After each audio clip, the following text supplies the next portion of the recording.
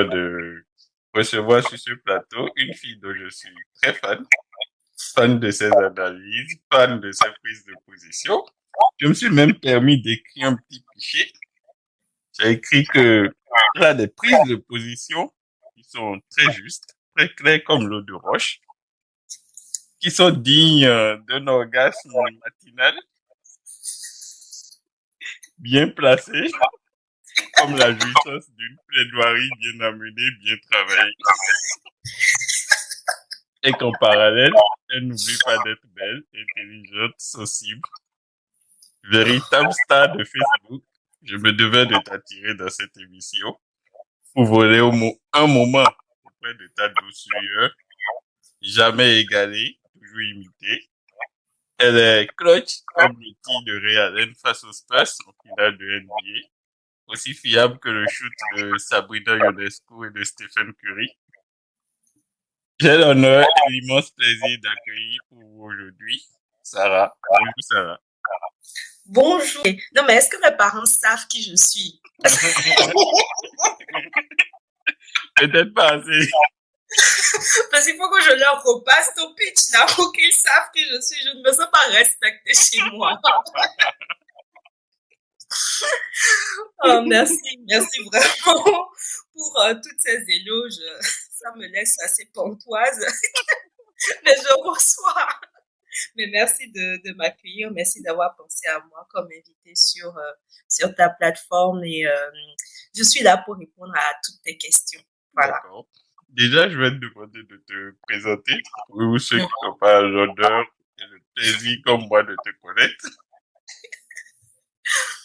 Alors, moi, je m'appelle Bassalifou Saratou. On m'appelle Sarah pour les Antilles. Et je suis étudiante en droit. Je suis titulaire d'un master en juriste d'affaires. Et actuellement, je fais un LLM en droit bancaire et financier à Assas. Donc, voilà à peu près sur mon parcours académique. Bon, pour ceux qui veulent savoir c'est quoi le LLM, droit bancaire et financier. En soi, un LLM, normalement, c'est un diplôme qu'on fait à l'étranger. Mais ma formation est un peu différente parce que je ne le fais pas à l'étranger, mais je le fais en France quand même. Et en fait, c'est surtout une sorte de master spécialisé où on s'instruit sur tout ce qui est réglementation bancaire, droit financier, compliance, émission d'actions, émission d'obligations, financement de projets, financement d'actifs style navire ou avion. Donc, c'est un peu ce que j'apprends parce que bon, voilà, j'ai envie de, j'ai envie de faire de tout ce qui est financement, tout. Donc, voilà à peu près ce que je fais. Tu as utilisé des gros mots, les actions, les obligations. Bon, heureusement, je les connais un peu parce que mon père est comptable et à part ça, j'ai des amis financiers Mhm. avec qui je discute beaucoup pour voir comment se créer d'autres sources de revenus. Oh, Donc, oui, oui. ils m'ont parlé un peu des actions, des obligations émises par les Mhm. États ou par des sociétés, des trucs comme ça. Mhm. Voilà. Ah ouais. Même, ah. Comment, mais dis-moi. Bon, pour ceux qui ne te connaissent pas, tu as eu à faire le campus. Je t'ai rencontré au campus de Exactement. Canada. Et comment on fait cette transition pour passer du campus à la France, à un master, à des études aussi impressionnantes, aussi... Oh, ah, ok, d'accord. Bon, en fait, moi, moi, j'ai eu mon bac à 15 ans et ensuite, j'ai eu la bourse pour aller à l'ENAM. Mais à l'ENAM, j'ai été retenue dans le parcours assistance de direction. Mais moi, ce que je voulais faire, c'était du droit. Donc, la question s'est posée de, est-ce que je laisse tomber l'argent pour aller faire uniquement du droit ou est-ce que je combine les deux? Comme dans la vie, j'aime courir deux lièvres à la fois, j'ai décidé de m'inscrire à l'ENAM et de m'inscrire en parallèle à la fac de droit. Du coup, j'ai fini mon cursus de 3 ans à l'ENAM en assistance de direction où d'ailleurs j'ai rencontré de très très belles personnes que j'ai toujours dans ma vie jusqu'à présent. Et j'ai également fait la fac de droit où j'ai obtenu ma licence. Maintenant, comme beaucoup le savent, la seule voie pour venir étudier en France, bon, la voie la plus commune, c'est Campus France. Du coup, lorsque j'étais en L3, j'ai postulé pour une L2 de droit ici à l'université Paris-Cité, avant qu'il s'appelait Paris-Descartes. Et donc, j'ai postulé pour une L2. Pourquoi pour une L2? Parce que j'estimais que c'était pas forcément... C'est vrai qu'on dit beaucoup que le droit béninois est inspiré du droit français, mais le droit français a quand même ses subtilités et évolue très très vite. Donc, moi, je me suis dit, écoute, tu es jeune, ça sert à rien de courir pour dire de vite finir tes études, prends le temps, reviens un peu plus bas. Et puis, ça te donne le temps non seulement de t'intégrer dans le pays où tu es, de passer le choc culturel, de mieux comprendre en fait l'environnement dans lequel tu es. Du coup, je suis revenue en L2 et j'ai fait la L2, la L3. Ensuite, ici, avant, en fait, on devait candidater pour pouvoir passer du M1 au M2. Maintenant, en fait, ils ont regressé les périodes de candidature à la L3. Du coup, il faut candidater de la L3 pour pouvoir intégrer un master 1 et l'entrée en master 2, elle est d'office en fait. Du coup, quand moi j'ai fini ma L3, c'était une L3 de 3 généraliste quand même, avec plus une oui, plus une coloration de droit privé. J'ai postulé pour intégrer le master juriste d'affaires toujours de Paris Cité que j'ai fait en 2 ans. Et en fait, lorsque j'étais en train de finir mon master 2, je me disais, j'ai envie de me spécialiser, mais dans quoi? La propriété intellectuelle, ça m'intéresse pas trop, j'ai pas envie de travailler chez Gucci. Mais en fait, je me voyais pas non plus faire, je sais pas moi, des procédures collectives. J'explique rapidement les procédures collectives. C'est toutes les procédures pour aider les entreprises qui sont en difficulté. Donc, j'avais pas non plus envie de me spécialiser en procédures collectives. Et pour moi, le truc le plus, j'ai fait quelques cours de droit bancaire et financier. On avait vu un montage là lors d'un cours, ce qu'on appelle le montage LBO. C'est de ce que je suis en train d'écrire mon mémoire. Et j'avais trouvé ça fascinant. J'adore les schémas complexes. Donc, j'ai trouvé ça fascinant. Et là, j'ai postulé pour le LLM de droit bancaire et financier d'Assas. J'ai été retenue. J'ai passé l'entretien, ça s'est bien passé et voilà, j'ai été acceptée dans la formation et donc c'est pour cela que je suis en train de le faire là. Actuellement, je suis en stage en financement LBO général. Bon, j'explique c'est quoi le financement LBO, sinon les gens vont se poser des questions. Je vais faire un petit cours de maths là. Mais comme tu es médecin, tu vas m'aider à faire les calculs parce que voilà, je suis pas en droit parce que je suis bonne en maths. Donc, en fait, supposons que tu as une entreprise de, je sais pas moi, tu as une entreprise qui vaut 10 millions. Moi, j'en ai 3. Non, oui, moi, j'ai 3 millions. J'aimerais acquérir ton entreprise. Donc, il me manque en fait 7 millions.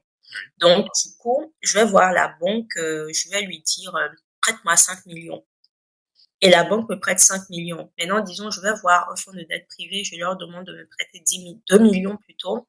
Et là, j'ai mes 7 millions. Supposons que, après avoir acheté ton entreprise me reverse, je sais pas moi, 15 millions de bénéfices en dividendes. Donc, moi, je veux rembourser en fait la banque, les 5 millions de la banque. Je simplifie au maximum hein, parce qu'il y a les intérêts, tout ça, tout ça. Donc, je renverse les 5 millions de la banque à la banque. Je renverse les 2 millions au fonds de dette. Et maintenant, il va me rester combien déjà? 8 millions. 8 millions, voilà. Donc, je fais les 8 millions moins les 3 millions de mon fonds propre d'apport en question. Donc, il me reste combien? 6 ou 5? 5. Donc, il reste 5 millions. Du coup, les 5 millions, c'est ma rentabilité nette. Donc, j'ai réussi avec un apport de 3 millions à acheter une entreprise qui en vaut 10 et faire une rentabilité nette de 5 millions sur l'opération. C'est ça, en fait, le financement LBO. Après, il y a tout ce qui est avantage fiscal et tout qui permet aussi de rentabiliser le financement. Donc, voilà à peu près ce que c'est que le financement LBO. Et moi, ça m'intéresse beaucoup déjà, parce que c'est des domaines du droit dont on n'entend pas parler pendant les parcours généralistes, genre si j'avais pas fait un cours de LBO, je saurais pas que ça existait alors que je l'ai vu en dernière année de droit en M2 quand même. Et là, je suis en train de l'étudier. Je ne savais pas ce qu'on appelait le financement d'actifs. Le financement d'actifs, c'est tout ce qui est financement de navires et d'avions. Comment on met en place un financement pour acquérir un navire, un avion, des gros porteurs, des choses comme ça. Ou encore le financement de projet. Le financement de projet, ça, c'est encore beaucoup plus complexe parce que c'est comment on met en place le financement pour pouvoir construire des routes, des stades, des aéroports. Donc, c'est des parcours dont on ne parle pas forcément souvent. Les gens n'ont pas l'information, mais qui recrutent bien quand même, je dirais, parce que et je pense spécialement à l'Afrique parce que c'est des parcours qui sont très utiles pour nous, en fait, dans le sens où l'Afrique est un continent en construction et des projets, il y en a tout le temps. Des financements d'acquisition, des levées de fonds, il y en a tout le temps. Donc, je pense que non seulement c'est des formations qui te seront utiles ici, mais des formations aussi qui peuvent s'exporter là-bas parce que c'est des compétences dont on a besoin et malheureusement, on ne forme pas les juristes sur place à ça. Et c'est très dommage parce que c'est moins chronophage et moins fatigant que le contentieux, mais c'est des domaines qui te permettent de bien gagner ta vie et qui te permettent aussi quelque part de contribuer aussi au bien-être général. Parce que moi, je me dis, si tu arrives quand même à travailler sur des projets de construction d'autoroutes, c'est quand même travailler au bien-être général. Donc, voilà, c'est des domaines dont moi j'aime bien parler aux gens pour qu'ils sachent plutôt que ça existe et que ça leur permet d'avoir une compétence qu'ils peuvent voir ici, mais aussi là-bas. Donc voilà à peu près. Bon, tu vois, c'est ça que je disais, hein, je vais dormir un peu moins idiot, moins bête aujourd'hui. Non, mais il faut que tu crées tes entreprises. Là, on va faire des schémas LBO dessus. Ah, moi, j'ai toujours dit que, tu vois, ma vie de médecin, c'est bien, c'est épanouissant. Mais je ne veux pas que sur ma pièce tombale, on mette juste médecin. Je pense que ce serait un gâchis, en fait, tu vois. Euh, Effectivement. Mm. je veux toucher à tout ce qui me plaît. Et je pense que, voilà, entrer dans l'entrepreneuriat, ce serait aussi quelque chose de bien, de toucher à Mhm. d'autres choses. Et comme tu l'as dit, ça peut impacter plus de vies. Oui, Tu oui. vois, un Mm. médecin, je vois combien de patients par jour. En moyenne, 10 patients hospitalisés, quelques consultations. Mm. Mais mon impact est bien limité, quoi. Tu vois. Mhm. Mhm. Alors que quand tu construis des autoroutes, c'est, tu impactes la vie de millions de gens, tu vois. Oui. Et ce sont Mm. des œuvres qui vont comment dire, qui vont rester après toi, qui Mhm. vont Mhm. durer dans le temps, et puis voilà. Donc, j'aimerais Oui. aussi avoir ce genre d'impact. Ok, d'accord. Sarah, tu vois, mais ça fait combien d'années d'études? Putain. Désolée. Non, mais le putain, il devait sortir. Tout de côté, là. Alors, disons, bac 2015-2016. Ouh, ça va faire près de 8 à 9 ans, là. Ah, 8 à 9 ans. Oui, c'est long, c'est extrêmement long. Et il y a toutes les années avant le bac et tout et tout. Tu vois. Non, mais après, le fait que j'ai eu le bac très jeune a fait que je n'ai pas forcément senti le temps passer. Et Mhm. c'était quand même une expérience très intéressante, mais c'est vrai que ça fait long. C'est long. J'ai bac plus 8, bac plus 9 et j'ai même pas fini. Donc, Mhm. C'est bien. Et tu vois, dans tout ça, des gens se permettent de dire que la place de la femme est à la cuisine. oh, en fait, toi, tu veux que je m'énerve ce matin. Non, mais la fameuse place de la femme à la cuisine. En fait, c'est un débat que je nuance en fait beaucoup dans le sens où je me dis, c'est pas un problème en soi de cuisiner pour sa famille ou de cuisiner pour ses proches ou quelque chose comme ça. D'ailleurs, il y a des personnes qui sont passionnées par la cuisine, mais ça n'enlève absolument rien à leur qualité intellectuelle, à leur capacité à gagner de l'argent. Et la cuisine est d'ailleurs une activité rémunératrice. Oui. Je pense d'ailleurs à Hilda Bassi, j'espère que je prononce pas mal, du Nigeria qui a gagné un Guinness Guinness. Record grâce justement à la cuisine. Donc, on peut faire de belles choses à la cuisine. La cuisine, ça peut être l'expression de son amour envers ses proches. Donc, en soi, là, je n'ai rien contre la cuisine. Par contre, le fait de dire que la place d'une femme est à la cuisine, c'est comment dire, c'est attribuer aux femmes un rôle qu'elles n'ont pas naturellement. En fait, ce truc de les femmes, naturellement, les femmes ont le rôle d'accoucher parce que naturellement, elles sont conçues pour ça. Oui. Mais en dehors de ça, je ne vois pas ce qui prédispose naturellement une femme à la cuisine. C'est juste une construction sociale. Non, mais c'est vrai. Personne ne vient avec des spatules en main. À ce que je sache, j'ai rencontré beaucoup d'hommes qui cuisinent mieux que les femmes. Oui. Assez pour penser que, en fait, ce n'est pas que les femmes sont de meilleures cuisinières que les hommes, c'est parce que vu qu'elles ont été assignées socialement à ça, forcément, elles s'améliorent et elles le font mieux. Mais quand ils viennent ici et à force de s'intoxiquer, ils prennent le pli. Ils savent très bien comment on cuisine. Donc, je me dis, en fait, c'est plus l'expression d'une mauvaise foi qu'autre chose. Dans le sens où ils savent très bien que c'est pas que les femmes sont prédestinées à cuisiner ou savent naturellement bien cuisiner. La cuisine, c'est un skill, ça s'apprend. Mais c'est plus facile en fait de jeter le bébé aux femmes que de prendre la responsabilité de partager parce que c'est trop fatigant. On peut cuisiner quand on a des responsabilités, quand on a un travail, quand on a des enfants, c'est épuisant, c'est une charge mentale. Mais au lieu de partager cette charge mentale dans le couple, on préfère le mettre sur la femme et l'accabler avec, parce que c'est beaucoup plus facile de ne pas le faire, en fait. Moi, je me dis, c'est surtout de l'égoïsme. C'est pas plus compliqué que ça. Pour moi, je le vois comme l'expression de l'égoïsme des hommes. Et après, hier, c'est comme ce que je disais à une copine et tout. Il faut distinguer entre ceux qui ont grandi dans ce schéma et qui veulent le répéter mais qui sont quand même prêts à faire le travail pour s'en départir et ceux qui refusent et qui disent mordicus, moi si ma femme elle cuisine pas tous les jours, pour moi c'est pas possible quoi. Il faut faire la différence entre les deux. Il y a des hommes, en fait ils ont besoin de discuter, de voir que les choses peuvent se faire autrement pour pouvoir évoluer. Et il y a ceux qui sont bornés. Il faut savoir faire la distinction entre les deux, choisir tes combats. Donc la place de la femme est à la cuisine. Il y a des femmes qui emploient vos papas. Hein. C'est ça. C'est très bien.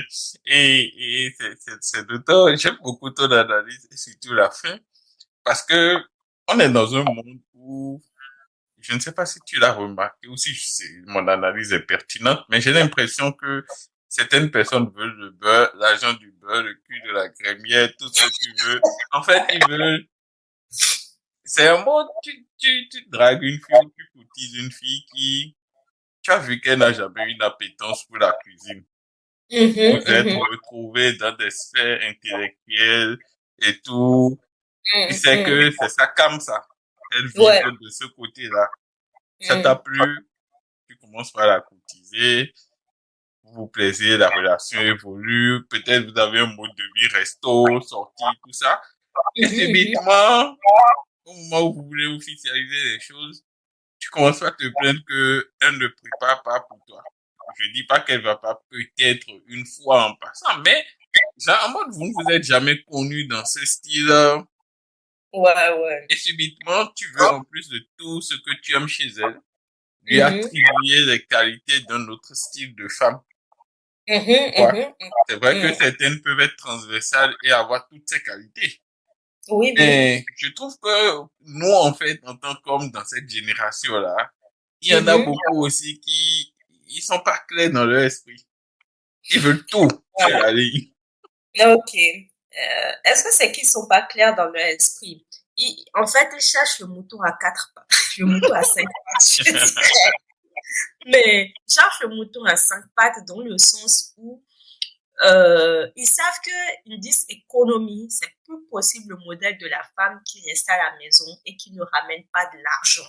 La vie coûte excessivement cher, l'inflation est ce qu'elle est, et aujourd'hui on désire investir plus d'argent. S'occuper d'un enfant, ça coûte beaucoup plus cher aujourd'hui que de notre temps à nous.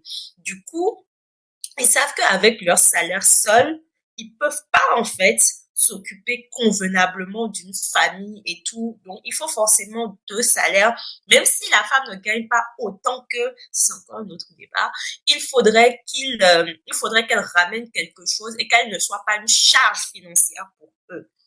Et donc, il y a ça. Ils en sont conscients. Du coup, ils vont avoir tendance à rechercher des femmes qui sont capables de rapporter de l'argent à la maison. Mais de l'autre côté, une femme, bon, ça ne s'applique pas à tout, hein, mais les femmes qui se rendent compte de plus en plus que rapporter de l'argent à la maison implique des contraintes qui ne leur permettent pas de tenir un rôle traditionnel. C'est trop contraignant en fait. Par exemple, tu peux aimer, je connais des femmes qui adorent cuisiner, mais c'est une chose que d'aimer cuisiner, c'est une chose que de rentrer tous les soirs à 19h et de devoir cuisiner. Oui. C'est pas du tout la même chose. Donc, ce n'est pas tant qu'elles n'ont pas envie de cuisiner, c'est qu'elles se rendent compte que ça bouffe leur santé mentale. Parce qu'elles sont tout le temps fatiguées. Si c'est que elles sont à la maison tout le temps et qu'elles ne font que ça, c'est autre chose. Mais le fait de devoir travailler, de devoir également s'occuper de la cuisine, s'occuper des enfants, ça les bouffe intérieurement. C'est pour cela que les femmes qui viennent sur les réseaux sociaux pour dire oui, vous faites les faux débats de cuisine, je dis mais vous faites du mal à vous-même parce que une femme qui va rester stricte sur le fait que je ne veux pas prendre un homme qui n'est pas capable de m'aider dans les tâches ménagères, lorsqu'elle va trouver ce mec-là qui va accepter ça, elle va être bien. Oui. Mais toi, qui auras passé ton temps à la dénigrer et qui va te faire aborder par des hommes justement qui ne sont pas faits à faire ce travail, tu vas te tuer à petit feu dans ton foyer. Et donc, c'est plus pour moi qu'ils se rendent compte que c'est pas possible pour les femmes d'avoir le rôle de ramener de l'argent à la maison et en même temps de s'occuper de toutes les tâches comme leur mère l'ont fait ou je ne sais pas quoi, mais c'est pas possible. Mais même en dehors de ça, les femmes aujourd'hui, elles n'ont plus envie de d'être des rôles, elles ont envie d'être des êtres humains. Être un être humain, c'est pouvoir dire, écoutez, moi, j'aime pas cuisiner. De la même façon qu'il y a des gens qui sont passionnés par la cuisine, il y a des gens qui n'ont absolument aucune envie de cuisiner. Mais pour autant, ça ne veut pas dire qu'elles sont moins femmes ou qu'elles ont moins de valeur. Parce que, encore une fois, pour moi, la cuisine, le ménage, c'est des tâches qu'on peut externaliser. Et si tu vis seul, c'est des tâches que tu peux faire tout seul. Donc, moi, je ne vois pas en quoi c'est une valeur ajoutée par rapport à la personne que tu as en face de toi. Par contre, ce qui peut vraiment faire une différence, c'est les valeurs. Par exemple, entre deux femmes, toutes les femmes peuvent savoir cuisiner, mais pour autant, c'est pas ça qui va être déterminant. C'est peut-être le fait que tu as en face de toi quelqu'un sur qui tu sais que tu peux compter dans les moments difficiles, quelqu'un qui t'écoute, quelqu'un qui te console, quelqu'un qui est là pour te soutenir dans tes projets. Alors, Sarah, je voulais ton avis sur la Journée internationale du droit des femmes. Bref, les pagnes qu'ils sortent là, c'est pas beau. Il faut qu'ils changent ça. En fait, toi, tu mets le pied dans le plat en même temps. C'était ma question suivante. Oh mon Dieu, c'est pas bon. Non, mais c'est vrai, c'est pas bon. Je sais pas ce que leur fournisseur, mais ils doivent le changer. Alors, la journée internationale du droit des droits des filles de la femme. Je pense que ça fait simplement quelques années que on a recommencé à donner, les gens essaient de redonner à cette journée sa véritable signification, c'est-à-dire ce n'est pas une journée de célébration de la femme. Si tu veux dire merci à ta maman, tu attendras le jour de la fête des mères, mais c'est plutôt une journée de lutte pour pouvoir, euh, pour pouvoir en fait célébrer nos acquis et maintenant batailler pour les choses qui restent à venir. Et malheureusement, des acquis, on n'en a pas tant que ça en Afrique. Et même dans le reste du monde, hein, par exemple, je trouve ça très paradoxal qu'au Bénin, ça fait à peine 1 ou 2 ans qu'on ait consacré le droit à l'avortement et qu'aux États-Unis, ils sont dans la démarche contraire où il y a de plus en plus d'États qui sont en train de pénaliser en fait l'avortement. Donc, peu importe où on est dans le monde, moi, je regarde pas mal de films historiques et je me suis rendu compte que s'il y a une chose que la plupart des cultures partagent, c'est franchement la domination de la femme. Europe, Asie, Afrique, partout. Et, euh, et même, et là, je me dis, en Afrique, c'est encore plus criard parce qu'on se rend compte que les choses les plus basiques et les plus essentielles ne sont même pas reconnues. En fait, c'est comme si on nie aux femmes leur humanité. C'est-à-dire, par exemple, prenons le... Je ne vais pas parler de l'infidélité parce que ça n'a pas un lien direct avec les droits de la femme. Qu'est-ce que je pourrais prendre, par exemple, qui a un lien direct avec les droits de la femme? Par exemple, le droit, je réfléchis, prenons la culture du viol. Oui. Je crois qu'il y a quelques semaines, ou la semaine dernière en Côte d'Ivoire, il y a un pasteur, un homme d'église, qui a reconnu avoir abusé de certaines femmes. Je n'ai pas très bien lu pour savoir si c'était des personnes qui fréquentaient son église ou pas. Et apparemment, on lui aurait pardonné et on l'aurait réintégré dans la communauté. Je me dis, mais c'est totalement fou en fait. Un homme vous dit, ou bien avoue qu'il a abusé de femmes et vous lui pardonnez. Mais vous êtes qui pour lui pardonner en fait? Non, mais c'est vrai, vous êtes qui pour lui pardonner? Déjà, c'est Dieu qui pardonne. Nous, ici, on ne pardonne pas. Mais Mais en fait, elle est victime dans tout ça. Quelqu'un a pensé à comment elles se sentent, déjà, c'est sûr que lorsqu'elles en ont parlé, personne ne les a crues. Déjà, commençons par là. Et ensuite, que ce monsieur vienne avouer et que la réaction, ce serait de dire pardonnez. Mais ça n'a pas de sens, en fait. Et c'est un exemple patent du problème des droits des femmes. Ou encore, prenons un autre exemple, dans les universités, on n'en parle pas assez, mais le harcèlement des professeurs, c'est quelque Oh, chose. Sarah, Sarah, Sarah.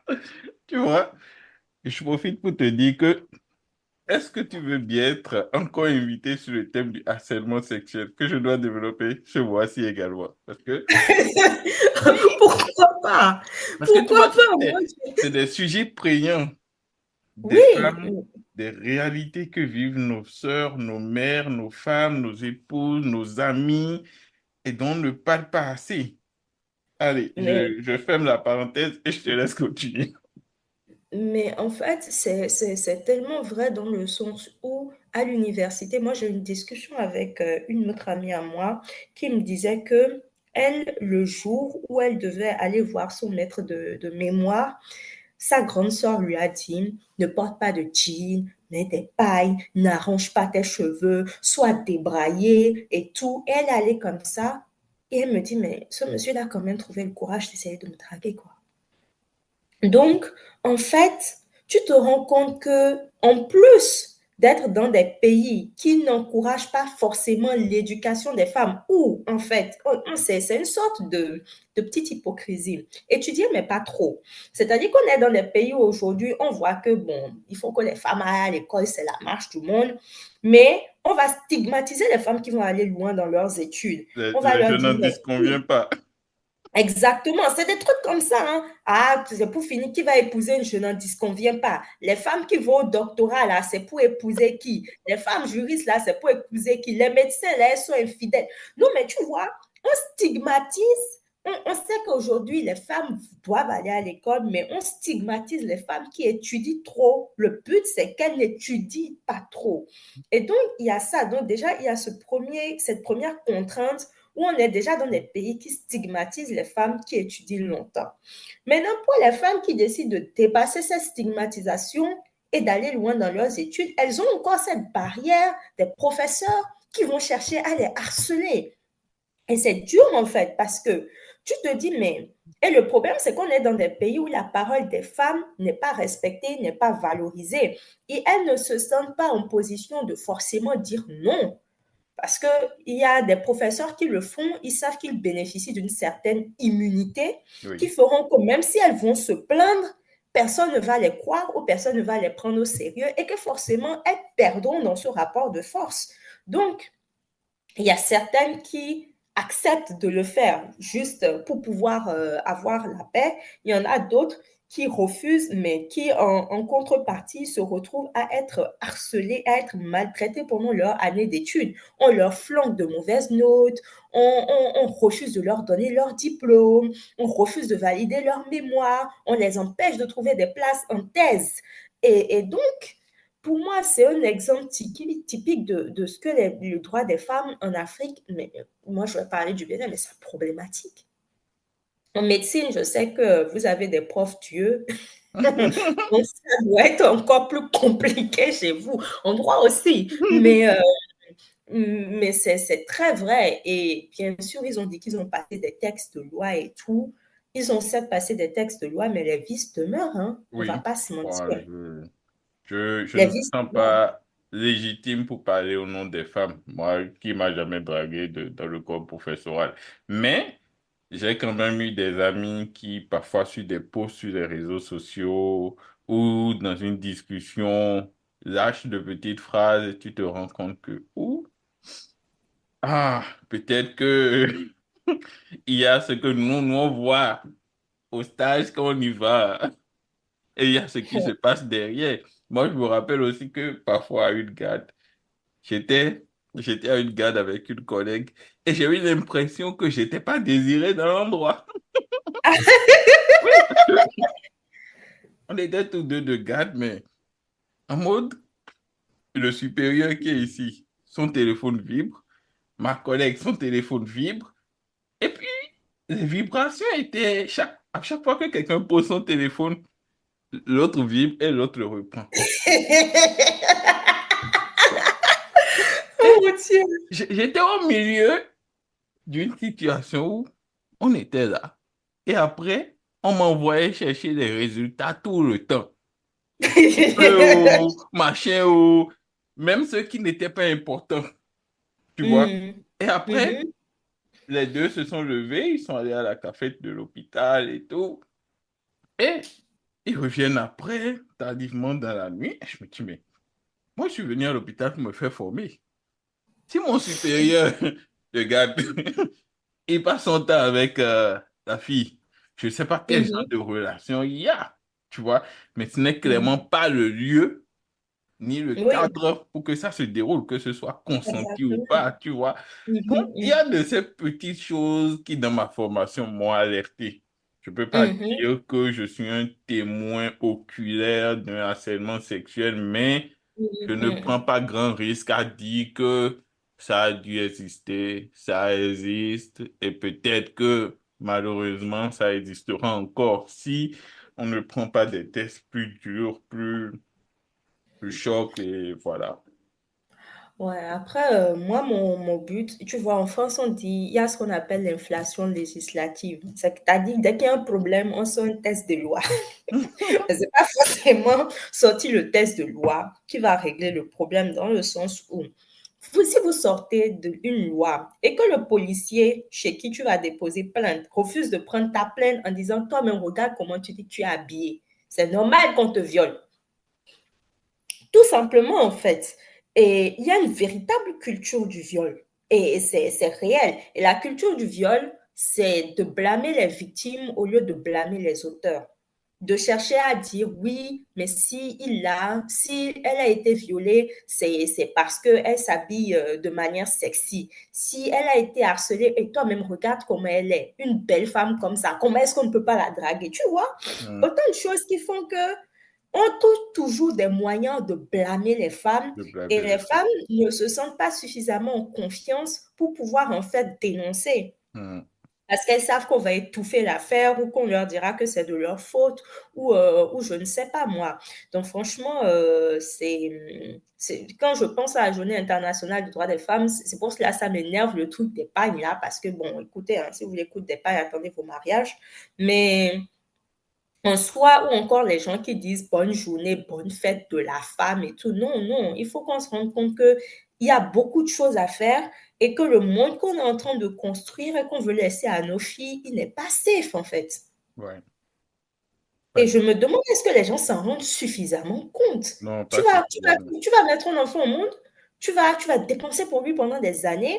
L'enfant va vouloir faire une thèse et un imbécile sorti de nulle part va lui dire, oui, il faut que tu couches avec moi avant que je ne valide ton sujet. Mais c'est dingue. C'est comme tu dis. Tu sais, un jour, j'étais à un atelier sur l'avortement Mhm, et on a fini l'atelier, on est dans la validation des différentes mhm, propositions et tout. Et on nous a mhm, mis en situation d'exercice. On nous mhm, présente la situation d'un enseignant qui euh, a une classe de 20 élèves au mhm, secondaire, une fille qui a porté une robe qui lui descend environ à mi-cuisse et tout. mhm, Et euh, on, on, on demande de dénoncer, mhm, en mode, dans cette situation, qu'est-ce que vous trouvez qui n'est pas normal, qui mhm, pourrait être, comment dire, selon vous, des facteurs favorisants d'un viol. Et normalement, tout le monde devrait dire, il n'y en a aucune. Mais, mhm, je me rappelle d'une femme qui a pris la parole. À la mhm. fin, on a déjà clôturé, on a fini. On allait partir et elle nous fait cette réflexion. Il faut prier quand même pour les enseignants. Je dis prier Ah, pour les enseignants. Elle dit, ah, qu'ils sont ok. tentés. Et je me suis dit, bon, prions pour les prêtres aussi. Ensuite, prions pour les médecins. Ensuite, prions pour les émidiamans. Ensuite, Mhm, mhm, prions pour tous les hommes. mhm, Oui, parce que, et tu vois que le problème, en fait, comme tu l'as dit, il est plus sociétal. Déjà mhm. que même on a fait croire aux femmes qu'en fait, une certaine partie du viol vient de leur comportement à elles. Exactement. Je Mm, suis de ceux qui disent aux femmes, oui, faites attention. Pas en mode, votre comportement justifie. Non. mm, mm, Mais quand on est malheureusement dans une société malade, mm. il faut quand même prendre des précautions pour Oui, ne oui, oui, pas oui, totalement. tomber, tu Mm, vois. Et je trouve mhm. aussi que par exemple, sur Twitter, je ne t'ai jamais vu sur Twitter. Je ne sais pas si tu y Non, es. j'aime pas la violence. I'm all peace. I'm all peace. Tu La l'as paix dit. du cœur avant tout. La plupart du temps, sur Twitter, c'est de la violence, comme on dit. Non, Ou non, bien, non, non. justement, parce que même ceux qui essayent de passer Mm, un discours en mode, oui, les femmes, le monde n'est pas safe. En mm, attendant de régler les problèmes du monde, mm, par amour pour vous, nous vous demandons quand même de faire un peu plus attention. Normalement, on ne devrait pas dire ça, mais si tu sais, par exemple, que en sortant sur une route, tu risques de te faire écraser par un véhicule, il est quand même mhm. prudent de rappeler que sur un panneau, ah, ici, il y a des enfants qui passent, tu vois. Ce n'est pas Oui, pour oui. dire aux enfants que c'est leur faute, Mm, mais mm, rappeler mm, à tout le monde, tu vois. mm, Et je mhm, trouve que sur ce sujet-là, on ne fait pas assez attention sur mhm, le déterminisme sociétal, le conditionnement non seulement des hommes et des femmes. On a mhm, aux hommes et aux femmes que c'est aux femmes de faire attention. Et mhm, mhm, maintenant, en attendant de régler le problème qui est là, mhm, je mhm, trouve on s'en prend aussi à ceux qui essayent de dire aux femmes, oui, mhm, mes soeurs, mhm, mes amis, le monde n'est pas safe. mhm, Faites un peu attention. En mhm, mode, ne va pas, quand tu vas en soirée, ne sors pas à 3 heures du matin de la boîte de nuit avec un inconnu, tu vois, mhm, parce que mhm, le viol existe. Tu ne le mhm, connais pas, tu sais pas comment il est, tu vois. Je trouve que mhm, malheureusement, il y a certains discours qu'on confond. mhm, mhm, mhm. Ouais, je vois ce que tu veux dire. Après, moi, je me dis, par exemple, tu vois ici en France, il y a les passages piétons et tout, c'est les bandes blanches et tu traverses Ouais. simplement. Et normalement, si un véhicule vient te cogner dessus, c'est lui qui est en tort. Mais ça t'empêche pas de regarder à gauche, à droite avant de traverser. Ouais, C'est la même chose. voilà. Aussi simplement que ça, en fait.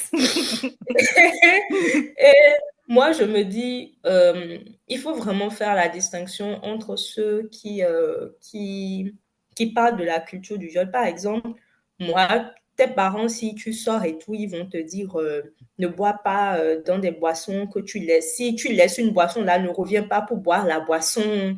Euh, ne sors pas avec des gens que tu ne connais pas, ne suis pas des inconnus ou des choses comme ça. C'est parce que la seule, en fait, la seule variable sur laquelle tu as un contrôle, c'est toi. Oui, Donc, vu que tu ne contrôles pas les éléments extérieurs et le comportement des autres, tu es obligé de te mettre des contraintes sur toi si tu veux te protéger. Et malheureusement, on est dans un monde où effectivement, il y a encore beaucoup de questions de viol, de tout, et on est dans des environnements où c'est extrêmement banalisé. Même en France, la question du viol, c'est un gros sujet parce que c'est aussi banalisé ici. Et donc, je pense qu'il est nécessaire pour les femmes d'aussi se dire que, vu qu'on est dans des sociétés qui ne sont pas prêtes pour nous protéger correctement, il faut qu'on se protège d'abord soi-même. Et c'est comme le self-defense, en fait. Pour moi, c'est du pareil ou même c'est comme le self-defense, c'est comme regarder à gauche, à droite avant de traverser. Tu prends des précautions d'abord pour toi. Ça ne veut pas dire que tu te restreins. Par exemple, je dirais jamais à une femme, ne t'habille pas comme tu le sens, tu t'habilles comme tu veux. Mais ne laisse pas ta boisson traîner.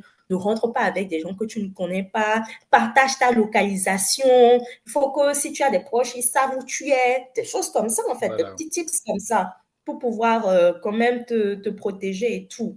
Donc, ouais, moi, je n'ai pas de problème particulier avec ce discours.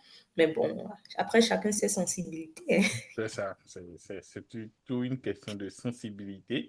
Et ce thème Mm. me permet de rebondir sur le sujet. Est-ce que tu connais l'humoriste Edgar Yves, mon nom? Oui, oui, oui. Un bon, un bon béninois. Ah non, moi je suis un fan absolu d'Edgar Yves. Mhm. Sur beaucoup Je d'aspects. connais. Sur beaucoup d'aspects.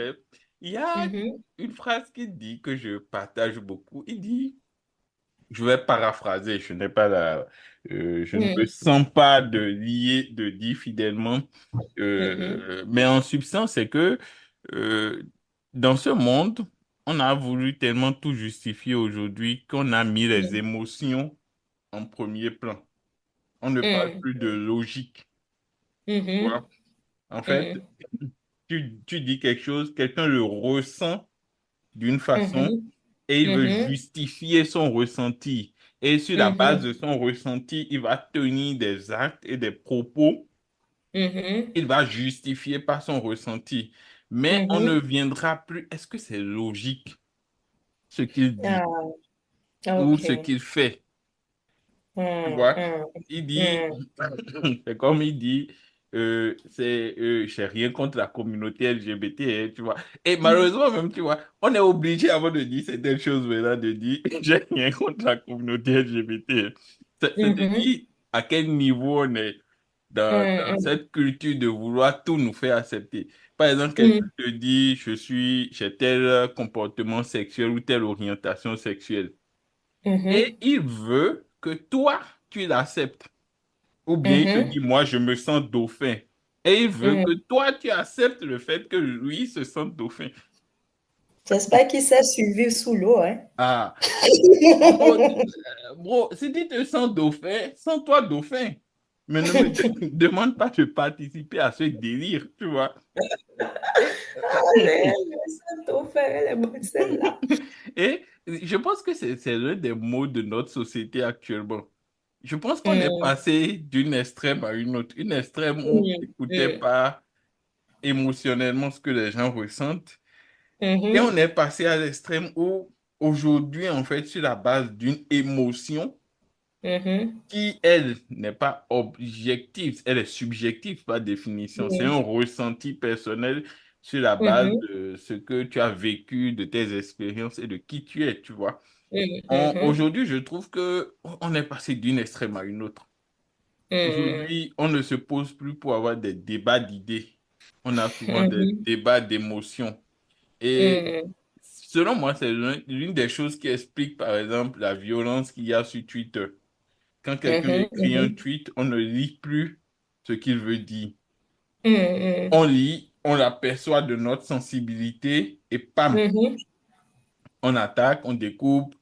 Et après, parfois, tu te rends compte que mais, tu viens, après qu'il se soit lynché, Mhm. ce qu'il dit là, c'est quand même factuel, hein. En mode, Mhm. ça ne justifie pas, bon, vous pouvez ne pas être d'accord, mais ça ne justifie pas tout ce qui a été dit ou fait, malheureusement. Mhm. Et je pense Mhm. que Mhm. c'est aussi quelque chose qu'il faut un peu éviter les débats épidémiques. Je pense que c'est un peu le même combat que tu mènes sur Facebook en quelque sorte, où il y a des sujets dont Ouais. tu ne débats plus, tu vois. Que Ouais. malheureusement, les tonneaux vides font beaucoup de bruit. Il y a des gens Ouais. qui ont quand même quelque chose dans la tête, ont Mhm. trop de doutes pour s'exprimer sur certaines choses où, en fait, il y a toi qui prends des positions, mais je trouve que on n'est pas assez, en fait, à prendre la Mhm. parole pour attirer l'attention sur certaines choses, tu vois. Mhm. Par Mhm. exemple, moi y compris, hein, je ne me... et là, sur Facebook, je ne me sens jamais de... J'aime tes analyses, mais là, je ne le ferai jamais sur cette plateforme-là, par exemple. Tu vois. Ah, purée, oui, je vois ce que tu veux dire. Ah, mais en fait, je pense que il est nécessaire de distinguer entre les débats. En fait, pour moi, les émotions, ça ne rentre pas partout. Les émotions, c'est pour le domaine privé. C'est pour ta famille, c'est pour ton compagnon et tout. Mais quand tu rentres, c'est pour tes amis.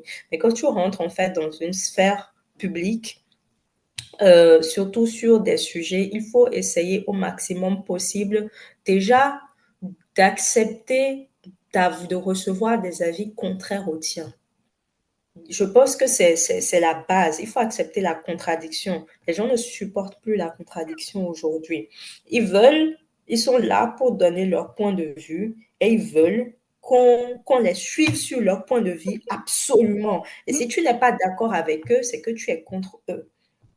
Après, moi, je dis aussi, il y a la manière d'amener la contradiction. Si ta manière d'amener la contradiction, c'est de me manquer de respect, forcément, je vais mal réagir. Ouais. Mais si ta manière d'amener la contradiction, c'est de dire, ah, moi, je pense différemment et tout, là, il y a lieu à débat. Et moi, je pense qu'on s'enrichit de nos échanges. C'est-à-dire, tu m'apportes de la contradiction, ça me permet de voir les limites de mon raisonnement et ça me permet, en fait, de faire évoluer comment je pense. Donc, c'est important, la contradiction, pour réussir à faire évoluer sa pensée. Soit, en fait, ça me fait penser à un proche à moi. Et à chaque fois que je lui dis quelque chose, il me contredit, ça me rend dingue. Il me dit, c'est pour te rendre humble. Je dis, comment ça pour me rendre humble? Il dit, si je te contredis sur un sujet et que tu n'es pas capable de tenir ta position, ça veut dire que ta position n'est pas si solide que ça. Quand je te contredis, c'est pour que tu puisses me prouver, que tu puisses tenir ta position. Pas forcément parce que je pense que tu as tort, mais tu dois pouvoir avoir des positions solides. Il faut être solide dans tes appuis. donc, donc, du coup, et les gens perçoivent. En fait, il y a aussi un truc. Les gens confondent contradiction d'une idée et contradiction de leur personne. Oui. Ce n'est pas parce que je viens te contredire dans ton idée que je te contredis toi, que je suis contre toi. Et donc, les gens ont tendance à... J'ai des amis, il y a des sujets sur lesquels on s'entend. Bizarrement, ma meilleure amie et moi, on ne s'entend presque jamais sur les débats. On a toujours des points de vue opposés. Mais ça n'empêche pas qu'on sait qu'on est des personnes qui nous aimons et qui nous apprécions. Donc, le but, c'est pas de s'entourer de personnes qui sont forcément d'accord avec tout ce que tu dis, qui te disent absolument amen à tout et qui ne peuvent pas t'amener de la contradiction ou de la nuance dans ce que tu dis. Mais le but, c'est de s'entourer de personnes avec qui tu partages les mêmes valeurs et des personnes qui quand même dans la contradiction, te donnent des débats argumentés. Donc franchement, oui, débat d'émotion, j'ai envie de dire, beaucoup de personnes, ils se disent quand tu leur dis non, tu as tort, ou bien quand tu dis quelque chose sur lequel ils ne sont pas d'accord, ils se disent que tu attaques leur personne et ils le prennent personnellement en fait. Alors que non, je n'attaque pas ta personne, je n'aime pas ton idée, c'est tout. Et donc, il faut pouvoir, mais ça demande une certaine hauteur intellectuelle que beaucoup n'ont pas forcément. Oui. C'est surtout ça. Et donc, et surtout, les gens ont envie de prouver qu'ils ont forcément raison sur absolument tout, que c'est l'autre qui pense mal et tout ça, tout ça.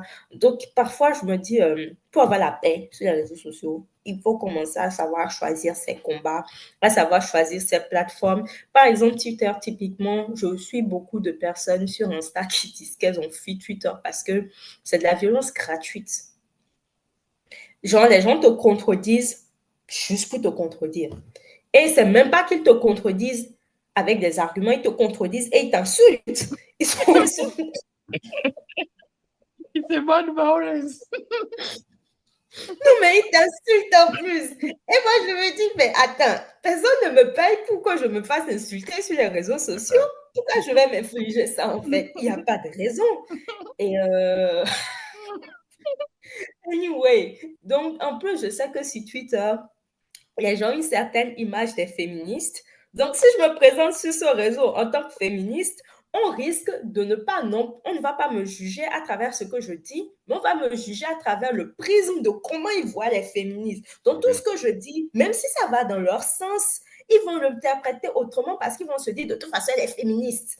c'est Du ça. coup, moi, je me dis, écoutez, il y a des combats, je me bats déjà dans la vraie vie. C'est pour ça que moi, par exemple, je ne prends pas beaucoup la parole sur les réseaux sociaux. Et c'est même pour ça aussi que je diffuse, pour l'instant, peut-être ça va changer, ce podcast sans format vidéo, tu vois. Mhm, Parce mhm. que j'aime ma paix d'esprit. Mais je te comprends hein, quelque part. Tu te dis, mais en fait, il y a trop de fous. En plus des gens, tu vas te faire contredire par des gens. En fait, tu les regardes, tu te dis, mais en fait, toi, dans la vraie vie, toi et moi, on ne peut pas s'asseoir ensemble. Hein. Et tu te dis, c'est les réseaux sociaux. Bref. En fait, honnêtement, genre, c'est difficile, en fait, ce monde des réseaux sociaux. Comme tu Mm, l'as dit, on ne te regarde plus, on n'écoute plus l'idée. En fait, mhm, on te met une étiquette, une mm. case, et quel que soit ce que tu dis, tu n'auras jamais tort et tu n'auras jamais raison ou on ne va jamais vouloir un débat d'idées avec ta personne. Tu Ouais, vois? ouais.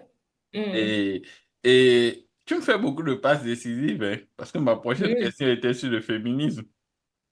Je voulais savoir.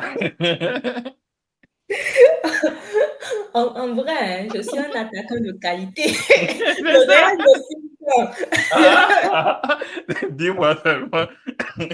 Je suis même un madrilène puissant. J'envoie Ah, un tu vois, courrier à Pérez et puis voilà. oh, franchement, donc le féminisme, oh mon Dieu, ça ferait normalement l'objet d'un podcast C'est à part. ça. C'est compliqué. Il C'est y a un gros tellement... sujet. Mais oui, surtout là, maintenant, c'est un gros sujet, hein.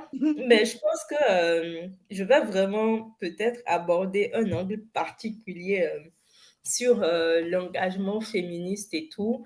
Bon, personnellement, je suis féministe depuis que je suis petite parce que déjà, j'ai été élevée par une mère qui ne se définirait pas comme féministe, mais pour moi, qui l'était et tout, c'est-à-dire indépendance financière, morale, qui sait se faire respecter, qui sait prendre la parole, prendre des responsabilités et tout. Donc, en fait, pour moi, l'idée de la femme inférieure à l'homme n'existe pas. Pour moi, c'est une hérésie. En fait, quand je vois des femmes dire ça, je me dis, mais vous êtes folle. Parce que en fait, pour moi, la femme a toujours été quelqu'un avec je n'ai jamais vu un être humain avec autant de potentiel se dégrader autant, en fait. Oui. Parce que je me dis, c'est fou. Si on était franchement inférieur aux hommes, Dieu ne nous donnerait pas la même intelligence, la même capacité d'achieve tout ce sur quoi on met notre esprit. Et donc, je me dis, mais pourquoi est-ce que vous déniez votre propre grandeur, en fait? C'est pas en soi pour dire non, c'est pas pour créer une guerre de sexe ou une supériorité de la femme sur l'homme. C'est surtout pour dire, pour moi, un monde où la femme est inférieure à l'homme n'existe pas, tout simplement, parce que on a les mêmes capacités, on a les mêmes qualités, et donc on peut faire tout ce qu'on, bon, pas tout ce qu'on veut, mais après, il y a des contraintes biologiques, ça c'est clair. Par exemple, les contraintes pour l'accouchement, tout ça qui font que forcément les femmes doivent faire certains sacrifices sur leur carrière. Ça, c'est carrément autre chose. Mais quand on enlève ça, en fait, pour moi, les femmes ont les mêmes capacités que les hommes et il n'y a pas de raison pour qu'on puisse dire qu'une femme est inférieure à un homme. Ce qui m'amène sur le débat de la soumission que moi, je ne comprends pas. Dans le sens où, pour moi, deux personnes, deux adultes dans un couple, pour moi, c'est du respect. Je respecte qui tu es, je te respecte pour tes pensées, pour tes valeurs, mais je ne me soumets pas à toi parce que je ne me soumets qu'à moi, en fait. Je suis ma voix. Après, il y a des femmes qui aiment les hommes leaders, qui ont une vision. Non, non, non, non, non. Moi, c'est pas mon cas. Moi, je sais qui je suis, je sais où je vais, je sais ce que je veux. Ce que je veux, c'est un homme qui puisse me soutenir quand ça ne va pas, qui m'aide à me recalibrer, qui m'aide à garder les pieds sur terre et tout. Franchement, quelqu'un qui puisse me soutenir dans mon parcours, pas quelqu'un qui vient me tracer un parcours de vie. Non, je sais ce que je veux. Mais en ce sens, pour moi, c'est une relation de respect qu'il faut avoir l'un envers l'autre, pas une relation de supériorité de l'un envers l'autre. Après, les gens diront, il faut forcément qu'il y ait un chef et tout. Moi, j'ai envie de dire, bon, peut-être que sur certaines décisions, on fait passer les décisions de l'autre ou en fonction des trucs, mais encore que là, je me dis, c'est des discussions qu'il faut avoir pour ne pas frustrer les uns et les autres, parce que on n'a pas les mêmes aspirations, on n'a pas la même vision du monde. Et donc, pour ne pas frustrer quelqu'un, forcément, s'il y a un problème, on en discute. Maintenant, on peut décider de laisser couler et on peut décider de prioriser certaines. On peut faire des sacrifices dans le couple, mais jamais faire des sacrifices qu'on finirait par regretter si on n'était plus avec la personne. Pour moi, c'est très important. Donc, la soumission, j'aime pas. J'aime pas le concept, j'aime pas ce que ça représente, j'aime pas ce que ça implique parce que pour moi, il n'y a absolument rien de favorable aux femmes dans la soumission. Et la seule raison pour moi pour laquelle les femmes s'accrochent à la soumission, c'est parce qu'elles pensent qu'en se soumettant, elles vont avoir un foyer heureux. Pour moi, c'est la seule explication. Et justement, ça ne garantit absolument rien, en fait. Parce que des femmes divorcées, tu en trouves parmi les femmes qui se disent soumises comme les femmes non soumises. La soumission n'est pas une garantie de réussite de mariage. Et donc, je ne sais pas pourquoi les femmes s'accrochent à quelque chose qui, qui ne leur apporte pas un avantage. En fait, tout dans la soumission est à l'avantage des hommes, absolument tout. Il n'y a rien qui soit à votre avantage, mais je ne sais pas pourquoi est-ce qu'elles s'accrochent en fait à ça. Mais après, je te laisse donner ton point de vue sur la soumission et Question tout. de la soumission. Ouais, non, mais ça me... Ouh, c'est la première question que je pose quand les gars me draguent. Again! Et tu as raison, tu as raison. En fait, moi, je crois à la soumission mutuelle. Ah, c'est Oui, un concept intéressant. Je t'écoute. je crois à la soumission mutuelle. En ceci que, Mhm, tu vois, j'ai eu la chance d'être marié, de mhm. d'avoir, Félicitations. Mhm, merci ça. Et depuis qu'on s'est connus, et même dans mes relations antérieures, mhm, moi, je vois un couple comme deux personnes qui se mettent ensemble, qui partagent en commun des valeurs, des centres d'intérêt, mais avec chacun leur personnalité différente Mhm. et qui ont pour but premier de s'aimer et de se compléter, de se faciliter la vie. Tu vois? Mhm. Mhm. Quand moi, je m'assois, quels que soient mes problèmes, Mhm. si je peux le résoudre de moi-même rapidement, je le résous. Mais dans Mhm. tous les cas, le soir, Mhm. quand j'aurai mon épouse au téléphone ou quand on va se voir, on va s'asseoir, Mhm. je vais lui dire, ah, tu sais, j'ai eu tel problème aujourd'hui dans ma journée et je vais recueillir son avis. Il y Mhm. a aussi de Mhm. ces problèmes où, honnêtement, I don't have solution. Mhm. I take Ok. my phone, je dis, chef, le problème que tu me poses là, en fait, honnêtement, attends, je vais aller demander à mon épouse. Mhm. Mhm. Parfois, je passe pour Un canard. un canard, ou bien, tu vois, pour les mecs qui se disent leaders, comme un mec qui, je sais pas, euh, ou qui n'est pas conscient de son rôle d'autorité, c'est le contraire Mhm. de la soumission, tu vois. Mhm. Mhm. Or, Mhm. c'est justement parce que je sais que pour certains aspects de ma vie, et Mhm. donc de notre vie commune, parce que une fois que tu es en couple, les décisions Mhm. que tu prends Mhm. t'affectent, mais ne t'affectent plus toi seulement. Ce sont Mhm. des Mhm. décisions qui vont d'une façon ou d'une autre affecter vos deux entités et l'entité Mhm. commune qu'est le couple, tu vois. Mhm. Moi, Mhm. je prends mon téléphone, j'appelle mon épouse, je lui dis, bah, tu sais, j'ai tel problème et honnêtement, je ne sais pas quoi faire. Parce que je Mhm. sais que dans ce plan, dans ce pan de vie, Mhm. elle est meilleure que moi, Mhm. tu Mhm. vois. Et que Mhm. c'est plutôt son leadership à elle qu'on Mhm. devrait suivre. De la même façon, Mhm. il y a des Mhm. aspects de notre vie où elle Mhm. va prendre son téléphone et m'appeler, ou carrément elle Mhm. va me dire, toi, Mhm. Mhm. tu vois, parce que à Mhm. force de nous fréquenter, Mhm. on a appris à non seulement connaître la valeur des solutions que chacun apporte, Mhm. en mode pour tel problème, c'est Mhm. elle, pour tel Mhm. autre, c'est moi, pour tel autre, Mhm. c'est nous deux, mais toujours Mhm. dans la discussion et le respect mutuel. Et Mhm. aussi prendre en compte que je peux l'appeler, elle va me donner aussi une solution que je vais Mhm. choisir de ne pas suivre. Mhm. Le- Tu Non, vois? mais c'est drôle. Oui, Moi, oui, tu me dis, mais pourquoi tu m'appelles? Tu fais, je veux ce que je dis. oui. Et je lui dis, ce n'est pas inutile le fait que je t'ai appelé. Parce Mhm. que, oui, je ne fais pas comme tu m'as dit de faire, mais dans Mhm. ma façon de faire maintenant, Mhm. je change des choses que peut-être pour toi, c'est pas perceptible, mais pour moi, font une différence monumentale. Mhm. Tu vois? Mhm. Exemple, par Mhm. exemple, on va parler et un griffe des prêts d'argent. Avant, moi, j'étais le genre, je passais de l'argent que je n'ai même pas déjà, en fait. Tu vois, genre, Mhm. tu me Mhm. poses un problème, je veux te trouver une solution. Ah, est-ce que tu peux... Souvent, les gens remboursent pas et c'est moi qui me retrouve endetté Mhm. moralement parce que tu as été l'intermédiaire, tu vois. Du coup, Mhm. moi, je rembourse les dettes des gens, mais eux, ils n'ont pas remboursé ou ils ne m'ont pas remboursé.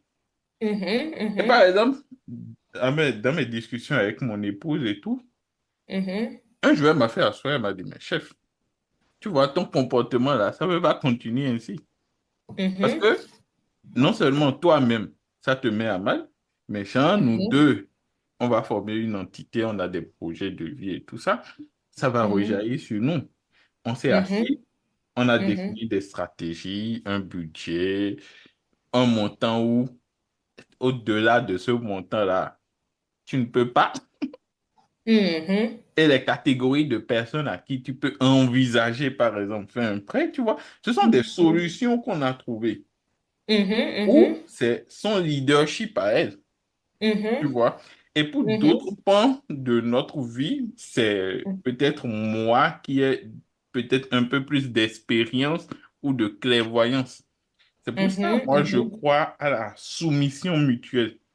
Mhm. Mhm. Au fait que nous avons accepté que nous sommes deux personnes différentes, avec des Mhm. éducations et des habitudes différentes, et que nous nous Mhm. concertons. Mais Mhm. nous n'oublions pas que chacun a un libre arbitre qu'il peut Mhm. mettre en jeu, et que le Mhm. fait que je refuse, par exemple, de suivre une de ces solutions et ou vice-versa ne veut pas dire que c'est une attaque personnelle. Mhm. Mhm. Ça veut Mhm. juste dire que oui, peut-être que dans ce plan, tu es souvent le mieux, et celui qui est le Mhm. plus clairvoyant, mais ça ne veut pas aussi dire que pour tout, tu auras Mhm. raison, tu vois. Mhm. Mhm. Mhm. Donc, je garde quand même mon libre arbitre et Mhm. voilà. Donc, moi, je pense de cette façon. Et Mhm. comme tu l'as dit, je te rejoins sur tout ce que tu as dit. En fait, Mhm. la soumission, c'est un truc qui a été inventé par les hommes pour que, c'est vrai, c'est dit dans la Bible que que la femme doit être soumise à son homme. Mais je pense que, comme dans beaucoup de choses, on a extrapolé. Et je Mhm. sais Mhm. aussi que, en fait, quand tu mets une femme dans de bonnes conditions, Mhm. elle est naturellement soumise à son homme. Dans bonnes Mhm. conditions, qu'est-ce que j'entends? Mhm. Ne sois pas égoïste. Tu vois, Mhm. moi, Mhm. je sais que c'est difficile de rentrer à 19 heures et de se mettre à la cuisine pour cuisiner. Je ne peux Mhm. pas Mhm. demander à mon épouse qui travaille comme moi chaque fois Mhm. de rentrer et de faire ça alors que je sais que c'est pénible. Mhm. Soit Mhm. on trouve Mhm. un système en mode nous le faisons ensemble, ou peut-être chacun à sa semaine, ou bien, Mhm. tu vois, ou si c'est elle Mhm. qui le fait, je participe pour le ménage. Bref, Mhm. Mhm. ensemble, on définit notre stratégie. Ah non, Mhm. tu Mhm. vois. Et je pense que quand tu Mhm. mets quelqu'un dans ce genre d'environnement où la Mhm. personne sent que vous êtes une équipe Mhm. et que elle ne se- même en fait, il n'y a plus de soumission en quelque sorte parce que Mhm. jamais je ne me suis senti supérieur à elle, jamais elle ne se sent inférieure à moi. Tu vois, Mhm. Mhm. nous sommes Mhm. deux êtres égaux, mais avec sur certains pans, Mhm. peut-être si on veut un avis de tel ressort, on va plus la gestion sera plus accordée à l'un d'entre nous Mhm. et vice-versa. Voilà. Mhm. Mhm. Ok. Non, mais je trouve, j'avais jamais vu les choses sous cet angle et j'avoue que je trouve ton point de vue très intéressant. Tu viens de You Enlighten Me. Attends, je veux dire.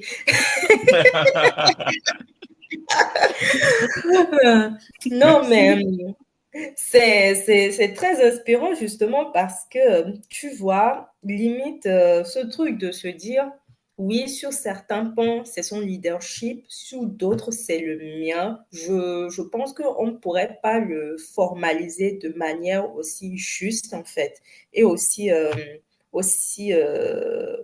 je dirais aussi égalitaire. Après, c'est vrai que j'ai souvent entendu ce truc de quand la femme, elle est bien traitée, elle se soumet naturellement. Moi, j'ai envie de dire, quand quelqu'un est bien traité, naturellement, la femme devient beaucoup plus douce, beaucoup plus aimante, beaucoup plus... elle ne ressent pas le besoin de s'opposer, sauf si c'est nécessaire. En fait, Oui, c'est surtout ça. Et d'accord. donc, c'est vraiment cet aspect de la chose-là que franchement, tu devrais faire des podcasts, même pas des TED Talks à tes jeunes frères. Expliquer ça, en fait. Parce que, non, mais on sous-estime vraiment le nombre de mecs parmi la jeune génération qui pensent encore pouvoir répliquer avec nous le même modèle que leur père, seulement avec quelques ajustements. L'ajustement étant que maintenant, nous, on travaille à temps plein. Sinon, ils veulent exactement le même modèle. Et ce serait bien que tu leur parles pour qu'ils puissent comprendre en fait que les femmes aujourd'hui, elles aspirent à mieux. Après, je ne dis pas que les femmes, elles sont parfaites, hein. Franchement, on a Non. nos vices. euh, on a beaucoup, beaucoup de vices et tout. Et par exemple, typiquement, le fait qu'il y a tout le temps ces débats sur les hommes riches, les debout et tout, ce que je trouve par contre un peu malsain, dans le sens où la moyenne des hommes ne sera pas millionnaire ou multimillionnaire ou multimilliardaire. Oui, Donc, c'est un peu méchant d'exiger des hommes qu'ils soient très riches avant de mériter d'être aimés. C'est pas réaliste, en fait. Et justement, ça fait que beaucoup d'hommes commencent à penser que beaucoup d'hommes le disent, pour avoir la femme, il faut avoir l'argent. Et ça fausse tellement de choses parce qu'à la fin, elles se retrouvent avec des hommes qui pensent que tout leur est permis parce qu'ils ont de l'argent. oui. Et ça, je trouve ça quand même assez dommage que nous, les femmes, nous entretenions cette idée de pour avoir une femme, il faut avoir de l'argent. Je ne dis pas que, il faut être pauvre, hein, parce que ça encore, c'est un autre débat. Moi, clairement, je n'ai pas l'intention de finir avec un homme pauvre.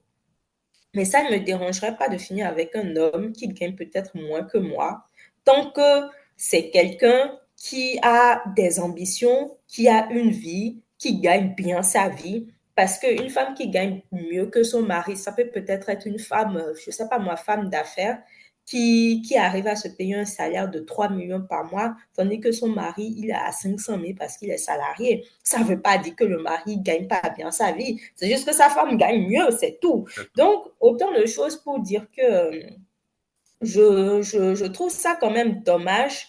Et c'est d'ailleurs très ironique parce que les hommes se plaignent du féminisme et je pense que c'est le féminisme qui humanise le plus les hommes. Dans le sens où on dit, on veut vous juger sur ce que vous êtes en tant que personne et non sur ce que vous avez. C'est-à-dire que je ne choisis pas un homme, bien sûr, les capacités financières rentrent en compte et tout, parce qu'on ne se marie pas ou on ne fait pas des projets de vie avec quelqu'un qui n'a pas une certaine stabilité financière.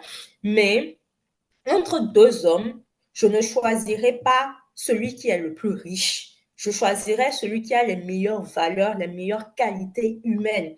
Et en fait, c'est à leur avantage parce que ça leur enlève la pression de devenir hyper riches, en fait. Et j'ai l'impression qu'ils ne le perçoivent même pas et qu'ils passent leur temps à attaquer des femmes qui, au contraire, véhiculent des idées qui leur sont profitables. Tout simplement parce que ces femmes-là, en contrepartie, elles leur demandent d'abandonner leur petit confort de tyran. J'appelle ça le petit confort du tyran. C'est-à-dire pouvoir rentrer à la maison, avoir les enfants lavés, la cuisine faite et le soir pouvoir passer à table. Du Oui, coup, c'est tout. Mais j'aime beaucoup ton point de vue et je pense qu'il mériterait d'être beaucoup plus partagé, pas que pour les hommes, hein, mais également pour les pour les femmes femmes. et tout, pour avoir des unions plus harmonieuses, quoi. Donc voilà mon point de vue Tu as condensé sur. dit quelque chose qui m'a semblé important et je l'ai eu aussi, je l'ai écouté aussi dans un podcast. Mhm, Euh, En fait, c'est parce que, tu vois, on a enfermé à la fois mhm, les hommes et les femmes dans des rôles. mhm, Longtemps, mhm, on a enfermé les hommes dans les rôles de provider, comme ils le disent, de mhm, fournisseurs, et beaucoup d'hommes aujourd'hui ont eu l'exemple de leurs parents qui, mhm, qui ont fait ça, de leurs grands-parents, et c'est les seuls mhm, exemples qu'ils connaissent. Donc, ils ont défini leur valeur d'homme en tant mhm, que pourvoyeur d'argent. mhm, Tu mhm, vois beaucoup d'hommes qui ne s'intéressent pas à l'éducation de leurs enfants, au bien-être de mhm, leurs femmes, à rien. mhm, Eux, leur mhm, seul job dans la vie, c'est d'aller trimer dehors et de ramener de l'argent sur la table. Une fois mhm, qu'ils ont fait ça et que femmes et enfants ont mangé à leur faim, sont mhm, dans une maison, ont un toit sur la tête, où eux, ils ont fait leur rôle d'homme. Tu vois? mhm, Et on mhm, a mhm, enfermé les femmes dans l'aspect où elles doivent savoir cuisiner, tenir une maison, éduquer les enfants. Et pour mhm, certaines femmes, quand elles ont fait ça, elles ont fait leur job de femme. Et mhm, je pense que hommes et femmes, en fait, sont coincés dans ce modèle. mhm, Et mhm, que les hommes, en fait, comme tu l'as dit, n'ont pas, mhm, si on leur enlève ça, mhm, l'une des choses qu'ils reprochent au féminisme, justement, c'est que, bien vrai, les féministes veulent les soulager d'un poids. Mais, mhm, quelque part, ça remettrait en cause leur statut d'homme. Parce que eux, ils se sont mhm. définis en tant qu'homme mm, juste à mm, l'aspect financier. Et le pire mm, dans tout ça, c'est que ils ne veulent pas forcément être riches. Non, non, non. mhm, Ils veulent surtout gagner plus que leurs femmes ou mhm, que leurs femmes ne gagnent pas du tout. Et mm, qu'ils soient mm, le mm, seul fournisseur d'argent et donc les mm, seuls décideurs du foyer. mhm, mhm, J'ai déjà eu un cas où j'ai vu un zème en consultation. Non, c'est pas moi qui l'ai vu, c'est une amie qui l'a vu en consulte, mm, où j'ai lu sur mm, Twitter, je me rappelle plus bien comment ça s'est passé. Mais en gros, le mec, il est malade, il mhm, n'arrive pas à subvenir à ses besoins et tout. Et on mhm, lui demande, mais avec tes difficultés, ton métier, Zémilian, ça rapporte pas des masses.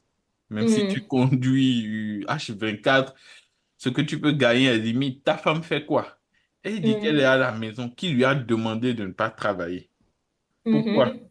La femme est claire. C'est une jolie femme. Elle dit, Aïe, il trouve que, genre, ok. si elle sort de la maison, même si, il était même contre l'idée qu'elle ait une petite boutique ou vente parce que selon lui, elle serait en contact avec d'autres hommes, tu vois. Et Mhm, tu te rends compte en écoutant ce genre de mentalité que le mec est prêt à vivre une vie de misère, de mhm, difficulté, quitte à mhm, ce que ce soit lui seul qui soit le fournisseur d'argent, mhm, que mhm, sa femme soit dans une prison entre griffes où elle n'est pas en contact avec le monde extérieur, elle ne voit que lui en tant qu'homme. Parce mhm, que ce genre d'hommes, en fait, définissent, genre pour se sentir sécure, ils se sont mis dans l'idée que c'est mon mhm, job. Si tu lui mhm, enlèves ça, mhm, rien. Il y a aussi beaucoup de mhm, femmes qui sont comme ça, qui, si tu leur enlèves la cuisine, faire la lessive, éduquer les enfants ou nettoyer les enfants et tout, elles vont se, mhm, limite, en fait, elles vont se demander, mais je sais à quoi? Parce que mhm, tu peux mhm, pas avoir un débat avec elle. Tu peux pas, par exemple, si tu as un souci, t'asseoir avec ce genre de femme et discuter, avoir une idée, des projections. Vous pouvez pas avoir un projet de vie ensemble. Donc, mhm, je mhm, pense qu'on a beaucoup de gens des deux sexes qui, en mhm, fait, malheureusement, ont mhm, défini leur valeur d'être humain sur un seul aspect. mhm, Et qui, mhm, aujourd'hui, en fait, le discours des féministes rentre en contradiction avec ça. Et qu'ils mhm. sont... C'est comme si vous menacez leur monde, en fait.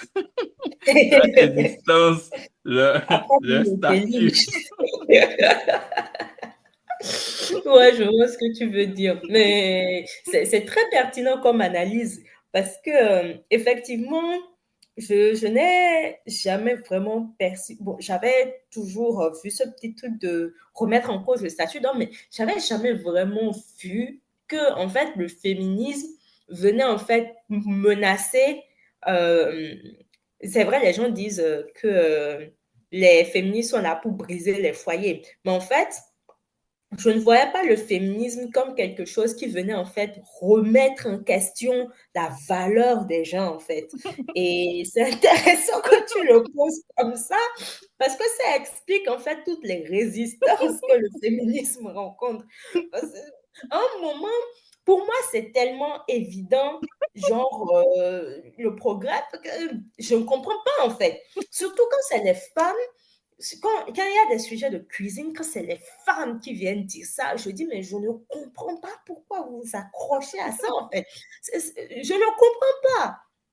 Mais là, je me dis, ça doit être ça aussi, parce que c'est des personnes qui définissent leurs valeurs par leur capacité à faire la cuisine et autres.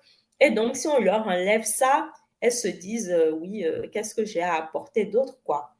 C'est quand même très, très intéressant comme, comme point de vue et je retiens, je retiens,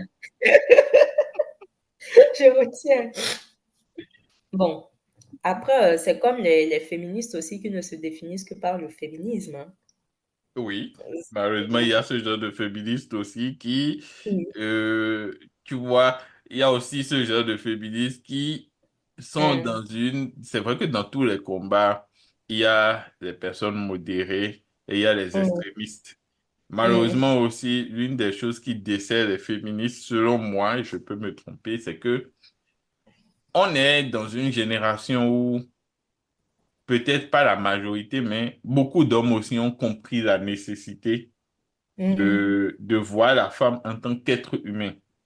Et mhm, que certaines féministes, avec un discours trop polarisé, mhm, rentrent en guerre frontale avec des gens mhm, qui ne sont pas en opposition avec le mhm, discours, tu vois.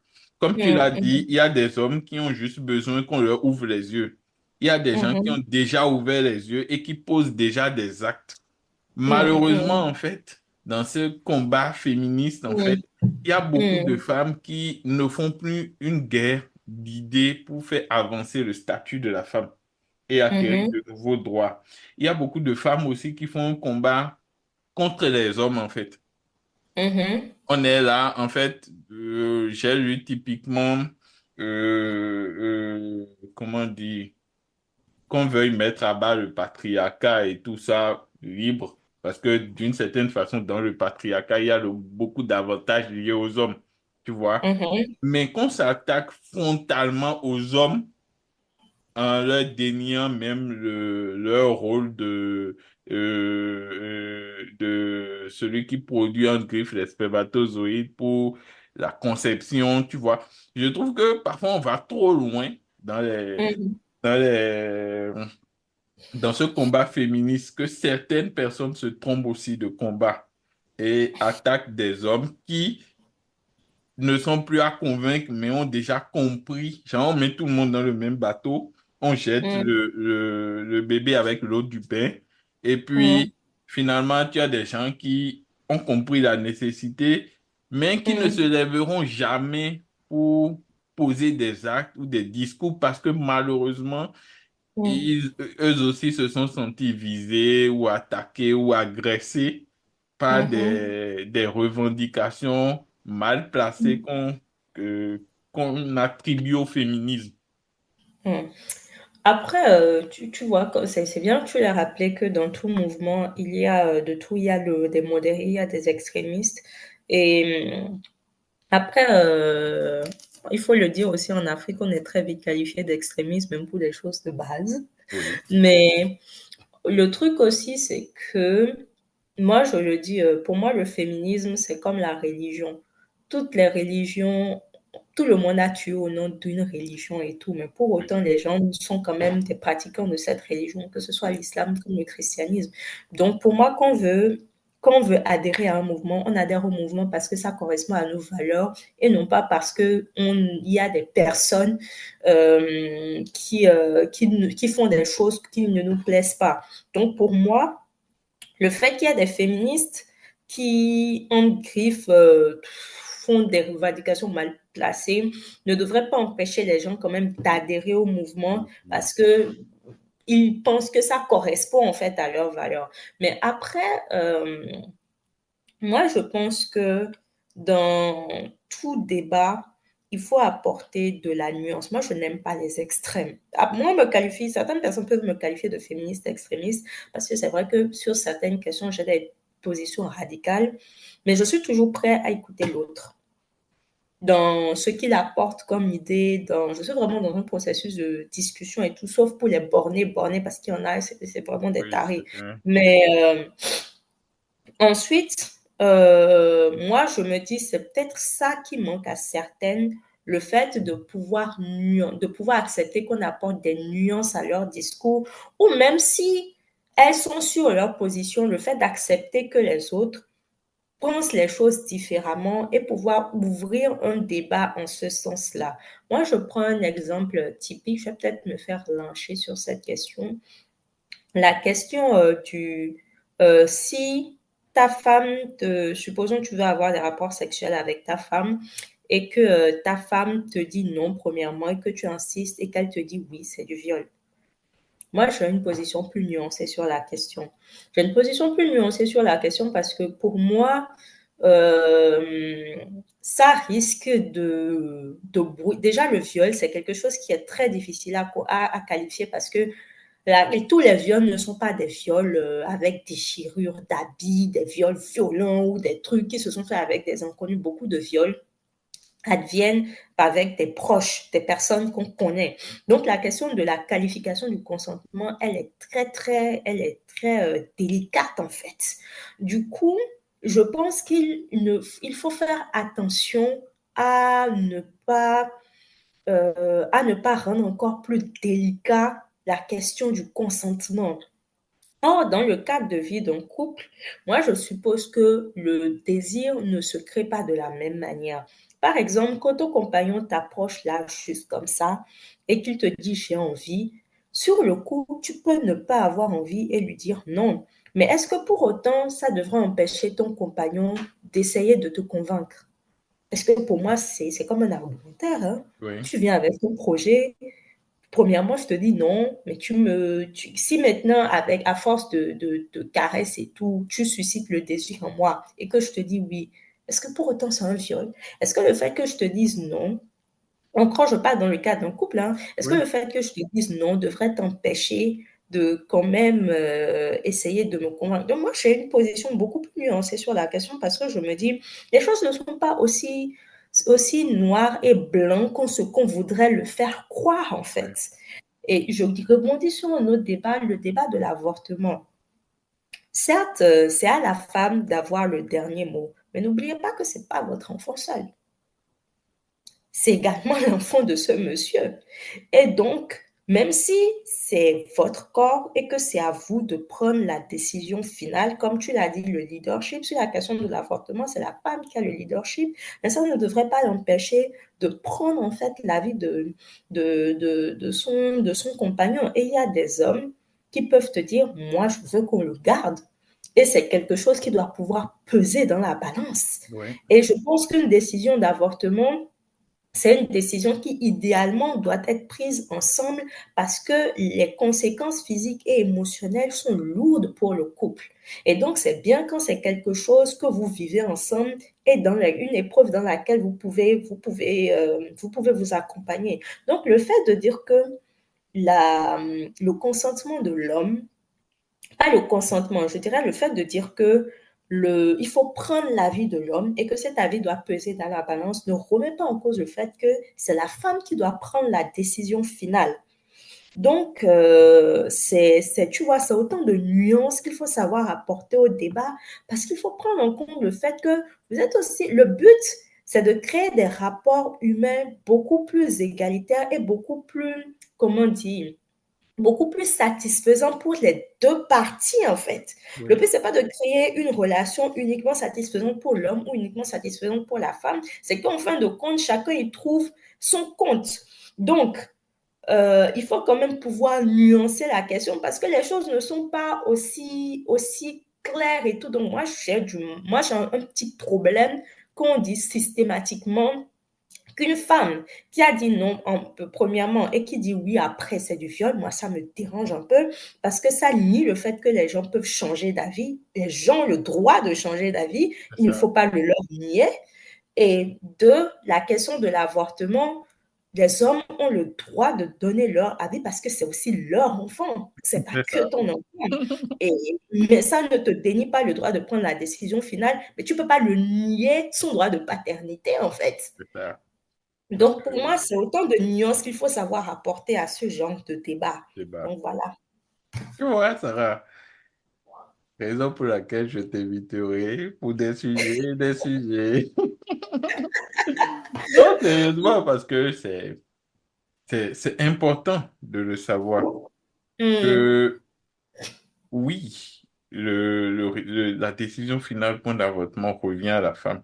Mais son mmh, conjoint a son mot à dire. Parce que après cet enfant, il naît. Il faut mmh, subvenir à ses besoins. Il faut lui mmh, donner une éducation. Il faut être présent pour lui, pour qu'il soit un mmh, adulte équilibré et bien portant. Il faut mmh, nouer une relation avec lui. Il mmh, sera mmh, malade. Et en fait, mmh, c'est une décision de vie. Et mmh, dans beaucoup de débats, tu vois, ah non, non, non, non, l'avortement, c'est la femme qui décide, point. Il n'y a pas d'homme qui parle. Ah non, le viol, elle a dit non. Donc, en fait, comme tu l'as dit, c'est tout un processus. C'est un continuum. Elle peut dire non, Mhm, venir dire oui ne veut pas dire qu'il y a une contrainte qui est rentrée en jeu. Et parfois, en mhm, fait, on s'enferme dans des carcans et on veut trancher comme un couteau dans mhm. du beurre des sujets qui méritent discernement, réflexion et prise de temps, en fait. Donc, Oui, je suis totalement d'accord avec toi sur cette question. Vraiment. non, voilà, on est totalement d'accord. Mais sinon, bon, voilà ce que j'ai à dire sur le féminisme de façon condensée. Je Ça sais pas. va.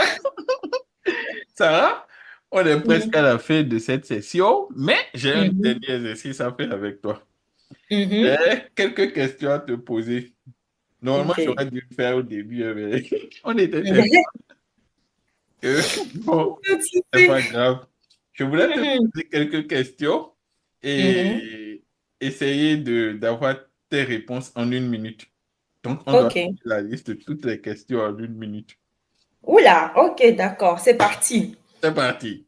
Donc, Ok. première question. Si tu Mhm, pouvais repartir en arrière, ce serait mhm. où et quand? Le jour du décès de ma mère, Pour faire quoi? pour lui dire que je l'aime. Important. C'est quoi ton plus grand rêve? Mon plus grand rêve, là, ce serait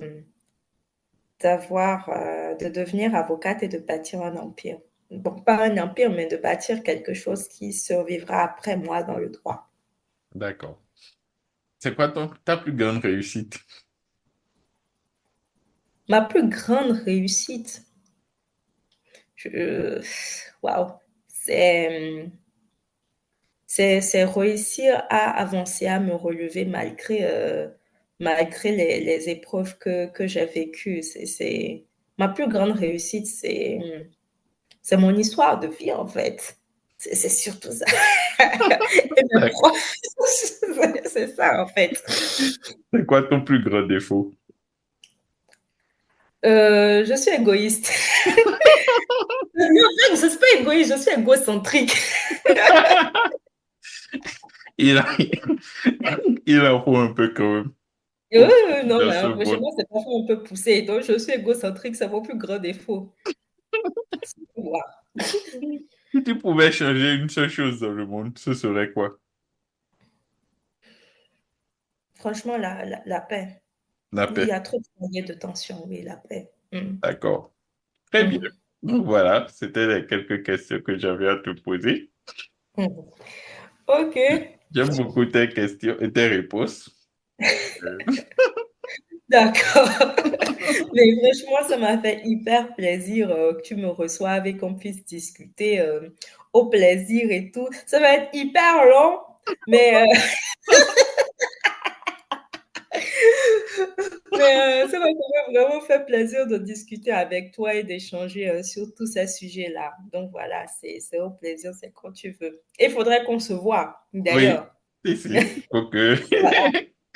c'est parce que je suis dans une ville où fait fort et je t'écrirai la ville après, à près Mm. de 3 heures de Paris. Du coup, Yeah. 3 heures en train, tu vois. Donc, je viens rarement sur Paris.